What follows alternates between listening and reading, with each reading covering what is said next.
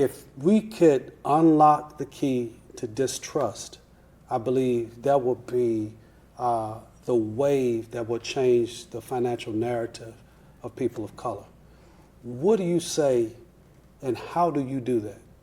I think it's important that everyone should be interviewed, and you should know the questions to ask, and also being comfortable admitting what you don't know. And today, I would say if there's no other time in history that every individual has access to immediate education is typing into YouTube and finding a video regarding the terminology you're trying to navigate or this dynamic of your wealth life cycle, what questions to ask.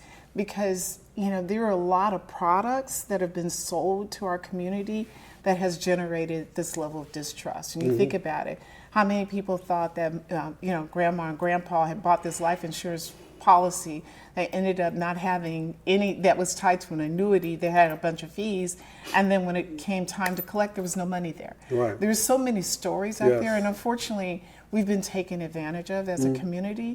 But I think the most important is first stepping back, admitting what you don't know, being comfortable with what you don't know, making a list of questions, doing research online, then going about the process of interviewing people and finding out if you are working with a fiduciary. Fiduciaries, which my firm, I'm a fiduciary, I have to sit on the same side of the table as my client. I'm not sitting across from them, selling them something. I'm not on commission. We're not broker-dealer. We're not building product and turning around and selling it. It's very important that our interests are aligned. Yeah, that's amazing. I have a couple of more questions. I want to kind of skip around, if you will. How do you help clients leverage influence into generational impact, not just financial security? Through philanthropy. Philanthropy is a core part of my practice. A lot of my clients have donor advised funds. I help them navigate, if it makes sense in some cases, setting up a private family foundation. But being able to create a legacy and a life through giving in stewardship. And we've been brought up as a community to tithe, and tithing is a core aspect of what we do. How about doing that through a donor advised fund and being able to get the tax benefits of that? We have an impending liquidity event in selling your business, being able to use philanthropy as a tool to do pre-planning at least 3 years prior to selling your business. So put a pause right there, rewind and slow play. All right.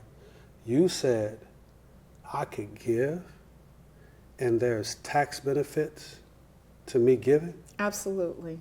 How is that? Well, a lot of us have done it through checkbook philanthropy, and we may take a write-off on our taxes if we're itemizing, but doing it through a donor advised fund, which basically is using a third party to set up a charitable entity like Schwab Charitable, which is now called DAF Giving 360. You can set up a donor advised fund for as little as $500. And then Fidelity has a charitable donor advised fund as well.